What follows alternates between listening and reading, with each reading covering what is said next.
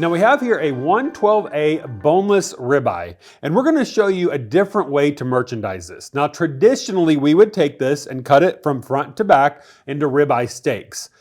Now I want to show you a different way that we could merchandise this to ultimately maybe bring a little bit more value to your meat counter. So to start with, we're going to go ahead and trim up just a little bit of the fat off the top of here. And by doing so, we'll end up revealing what's called the spinalis muscle.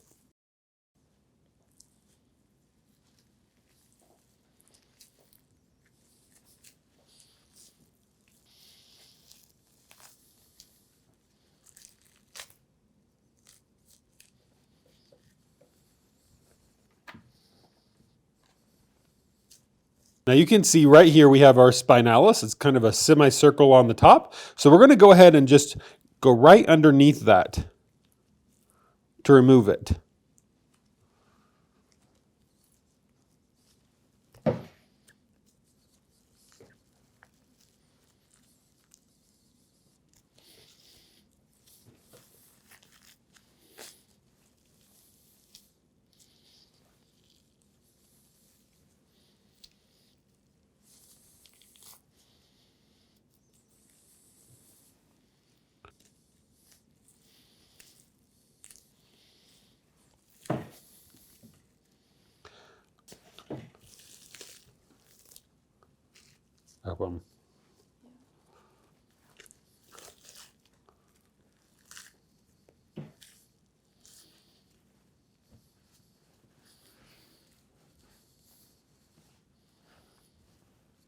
Now we still have this little side muscle right here.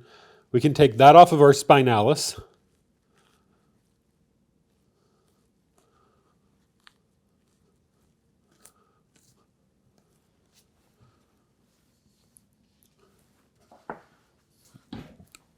And now you can see our three pieces.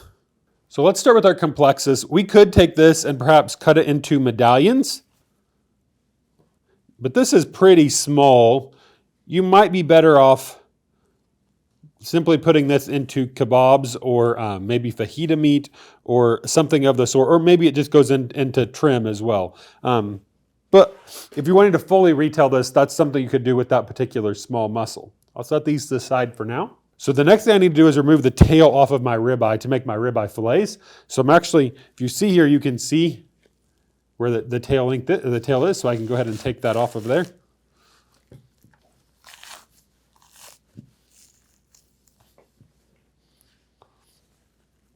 There's probably some usable trim that you could take off of this, but for now we're going to set this to the side. And that leaves us with this nice rib fillet is here. Now this could be left as a roast, but we could also go ahead and cut this into rib fillets as well. So I'm going to finish trimming it up before I get started cutting my steaks.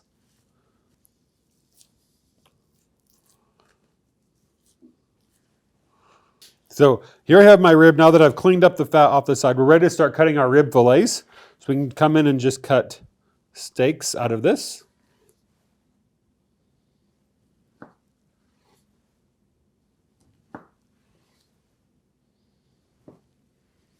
Now, as you can see, I've cut 7 rib fillets out of this. This would be a great alternative to maybe a tenderloin. Tenderloin obviously has some peaks and valley in terms of pricing, so maybe when your customers want to come in and have a nice tenderloin fillet, but it's out of their budget, this could be a great alternative for them.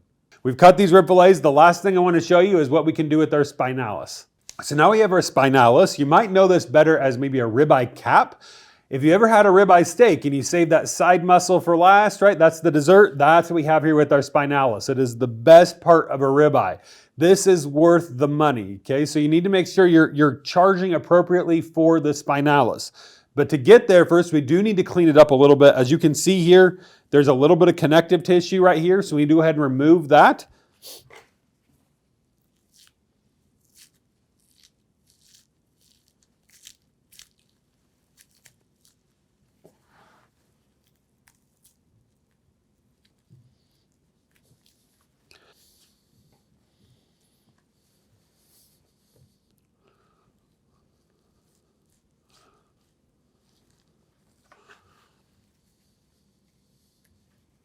Now we have the bottom cleaned up. We're going to have to flip it over and also do the other side because you can see there's some fat and some connective tissue on this side as well.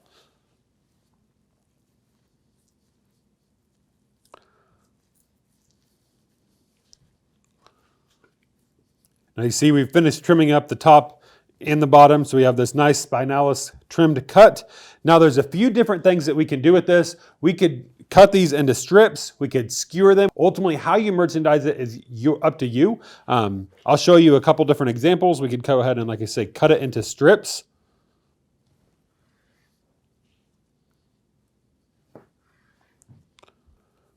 We could roll this up and make skewers or pinwheels. How you merchandise this and how you choose to be creative is up to you. So here we have our collection of cuts from the ribeye by merchandising it this way. As you can see, we have these nice ribeye fillets down here on the bottom, and we have merchandised our spinalis in two different methods. One would be simple strips, like you can see here. We also have some pinwheels that we've created. Now we've also filled up our trays. We're also using black trays for that ultimate premium brand look. Now for ultimate consumer recognition, make sure you're using the full 3-word phrase, certified Angus beef, on every scale label. Also make sure you're using the full color logo on every package, because remember, if it's not certified, it's not the best. Look for that logo. For more information, scan this code or visit certifiedangusbeef.com to order labels and to download merchandising sheets for this cut and more.